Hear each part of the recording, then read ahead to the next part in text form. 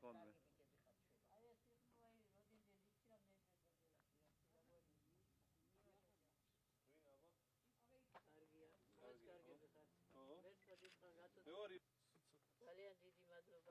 კარგია ხო?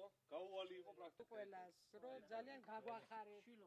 მე ისე მიხარო და იცი ძალიან ფალიაშვილის ქუჩაზე, სადაც პრაქტიკულად გაუვალი იყო ეს ქუჩა, წვიმის დროს ისეთი ტალახი იყო, რომ პრაქტიკულად აქ მაცხოვრებლებს ორი წყვილი ფეხსაცმელი სჭირდებოდათ, ერთი ასფალტამდე რომ ისულიყვნენ და შემდეგ იცვლიდნენ ხოლმე და ისე აგზელებდნენ შემდეგ გზას.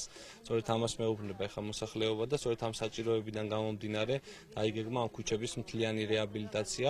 ჩვენ დავაგეთ როგორც ახალი ასფალტი, ასევე მოეწყო წყალამრიდები, კიუეტები, გადასასვლელები ქუჩებზე და დღეს უკვე ძალიან ბედნიერია მოსახლეობა იმით, რომ მათ ეძლევათ საშუალება იცხოვრონ ნორმალურ პირობებში. და როგორც იცით, გურჯაანის მუნიციპალიტეტში 6 კილომეტრი გზა არის დაგეგმილი წელს, ზოგი უკვე დასრულებულია, ზოგი ამ დროისთვის მიმდინარეობს პროექტები და ჯამური ღირებულება მათი არის დაახლოებით 2,5 მილიონი.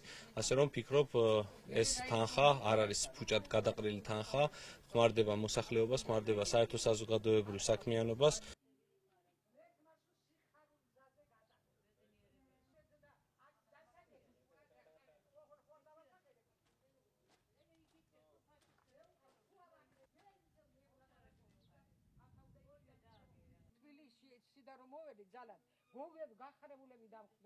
ერთხელ იყო მოგატყუეს, რომ ასფალტი უნდა დავაგოთო. არაფერი ასფალტის დაგება არ იყო. მოიტანდნენ აყალო მიწას, დაყრიდნენ და მსხვილი ქვები, მსხვილი ქვები. მე დავდიოდით, ესე იგი, ორჯერ წავიკეცი მე წინღა ფეხიც მომტყდა, ხო და ვერ აი რომ მიდიოდი რაღაცა ფეხშველოს ვერ გაივლიდე კიდენვე. არ დაიძულებულები ვიყავით ჩვენ. აი ისეთი ტალახში დავდიოდით ბავშვები ვიდრე მოიზდებოდნენ, რომ მოკიდებულები მამებს, მოკიდებულები მიყავდათ ეს ბავშვები ზემოთ შარამდე. სკოლაში რომ ისულიყვნენ.